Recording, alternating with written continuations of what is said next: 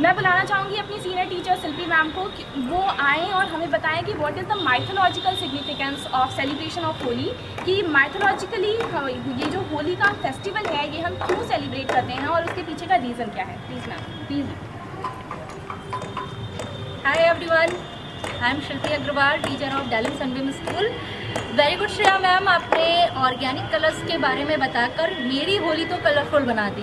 Because मैं तो रंगों से बहुत ज़्यादा परहेज़ करती हूँ क्योंकि आई डोंट लाइक कलर्स, कीचड़ीन और ये सब सारी चीज़ें परेशानियाँ शुरू हो जाती हैं।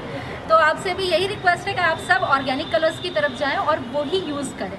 ओके, आज मैं आप लोगों को होली क्यों मनाई जाती है, इसके पीछे क्या पारंपरिक कथाएं हैं, क्या रीज़न है, ये मैं आपके साथ शेयर करूँगी। सबसे पहले मैं आपको बताऊंगी कि ब्रज की होली बहुत ज़्यादा फेमस है। इसमें एक सुंदर सी कथा मुझे याद आ गई है कि एक बार श्री कृष्ण जी के मन में एक बात आई कि सब तो कहते हैं, मैं तो श्याम वर्ण का हूँ, पर सब कहते हैं कि राधा रानी तो इतनी सुंदर है। तो यशोदा मैया ने कहा, या में कौन सी बड़ी बात है लल्ला, तू जैसो चाहे वहाँ में रंग दे।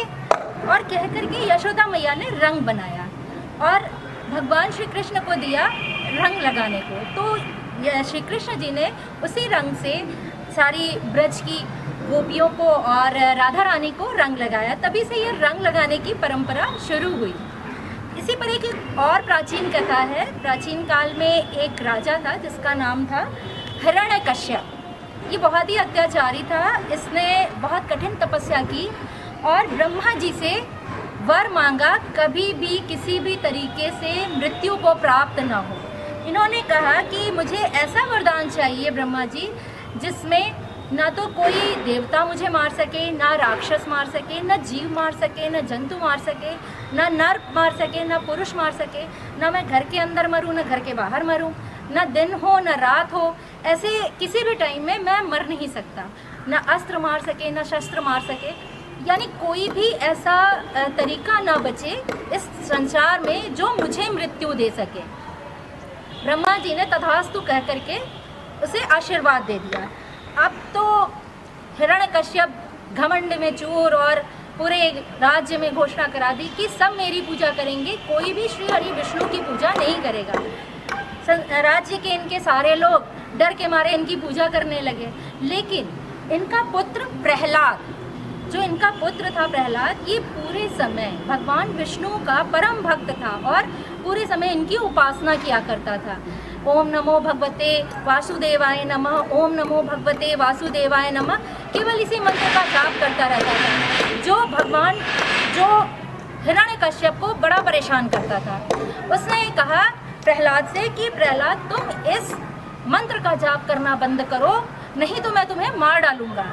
पर प्रहलाद ने कहा, पिताजी ये भगवान मेरे सर्वशक्तिमान है, मैं केवल इन्हीं की पूजा करूंगा और किसी की पूजा नहीं करूंगा।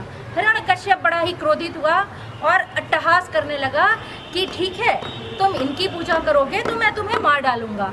और उन्होंने सैनिकों को बुलाया और कहा कि प्रहलाद को उठा करके पर्वत पर से फेंक दो। प्रहलाद को उठा के पर्वत पर से फेंक दिया गया, लेकिन भगवान विष्णु की कृपा से प्रहलाद को कुछ नहीं हुआ, वो सकुशल बच गए। अब इसको बड़ा गुस्सा आया और गुस्सा आया। उन्होंने कहा विषैले नागों के सामने डलवा दो, फिर भी कुछ नहीं हुआ। इनको जहरीला भोजन कराया गया, फिर भी कुछ नहीं हुआ। अब हिरण्यकश्यप थोड़ा परेशान हुआ। उसने कहा कि क्या करूं कि प्रहलाद को मार दिया जाए। तो उनको अपनी बहन होलिका की याद आई। उन्होंने अपनी होलिका बहन को बुलाया, कहा कि ऐसा है होलिका, तुम्हें तो वरदान प्राप्त है कि अग्नि तुम्हें जला नहीं सकती, तो तुम मेरे प्रहलाद को मार डालो। तो उन्होंने कहा ठीक है, आप एक चिता बनवाइए, मैं प्रहलाद को गोद में लेके बैठ जाऊंगी। उन्होंने चिता बनवाई और चिता में आग लगा दी गई। होलिका प्रहलाद को गोद में लेके बैठ गई। जैसे जैसे आग बढ़ने लगी, होलिका का शरीर गर्म होने लगा। उसको महसूस होने लगा कि मैं जल रही हूँ। अब उन्होंने ब्रह्मा जी को बहुत अपशब्द बोलना शुरू किया कि आपका वरदान झूठा है, आपने तो मुझे न जलने का वरदान दिया था, तो ये वरदान काम क्यों नहीं कर रहा है। तभी ब्रह्मा जी प्रकट हुए। उन्होंने कहा कि होलिका, तुम्हें मैंने वरदान अपनी खुद की रक्षा करने के लिए दिया था और दूसरों की रक्षा करने के लिए दिया था। तुम एक निर्दोष बालक की हत्या करने का प्रयास कर रही हो, तो ये वरदान काम नहीं करेगा कहकर ब्रह्मा जी अंतर्ध्यान हो गए। अब होलिका के पास कोई विकल्प नहीं बचा था, वो फंस चुकी थी। आग इतनी ज़्यादा बढ़ चुकी थी कि वो भाग भी नहीं सकती थी और इस आग में वो जलकर भस्म हो गई। और प्रहलाद अपने भगवान श्री हरि विष्णु की कृपा से सकुशल वापस आ गया। यहीं से हमारी होलिका दहन की परंपरा शुरू हुई, क्योंकि जो हम होली के एक दिन पहले होलिका जलाते हैं, सुबह में पूजा करते हैं और रात में होलिका जलाते हैं, वो परंपरा यहीं से स्टार्ट हुई। इसके बाद हिरण्यकश्यप ने कहा, प्रहलाद को एक खंबे से बांध दिया। उसने कहा अब तो मैं ही तुम्हें मारूंगा, और कह के तलवार उठाया और कहा कि अब तुम बुलाओ अपने भगवान विष्णु को, देखते हैं कैसे तुम्हें बचाते हैं। कह करके उसने अपने तलवार से खंबे पे प्रहार किया, और जैसे ही उसने प्रहार किया उस खंबे में से भगवान श्री हरि विष्णु नरसिंह के रूप में प्रकट हो गए और हिरण्यकश्यप से युद्ध करने लगे। युद्ध करते समय हिरण्यकश्यप को नरसिंह भगवान ने अपने गोद में उठाया और महल के बाहर चौखट पर ले जा करके अपनी जांघ पे लिटाया और बोला, हे हिरण्यकश्यप, ये देखो, ना ये महल के अंदर है ना तो बाहर है, यानी चौखट पर है, ना रात है ना दिन है, यानी संध्या का समय है, और मैं तुम्हें किसी भी अस्त्र से नहीं मारूंगा, ये मेरे नाखून, और कह के उनका पेट फाड़ दिया।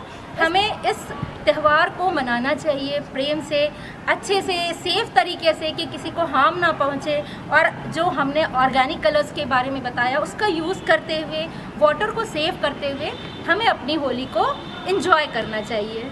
Thank you so much.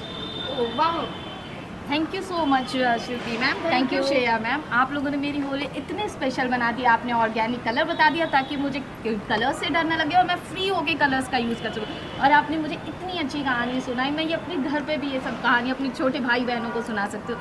आपका बहुत बहुत शुक्रिया कि आप होली का त्यौहार आप लोगों को भी मैं बता देती हूँ। प्लीज़ हो सके तो केमिकल फ्री होली के लिए, हो सके तो वाटर फ्री होली के लिए, जितना हो सके ऑर्गेनिक कलर का यूज़ करिए। अब तो आपको पता भी चल चुका है कि कैसे ऑर्गेनिक कलर बनाते हैं, तो अपने घर पे बनाइए केमिकल फ्री होली के लिए। खुद को सही करिए, अपनी हेल्थ को, अपनी स्किन को प्रोटेक्ट करिए और अपने इन्वायरमेंट को भी प्रोटेक्ट करिए।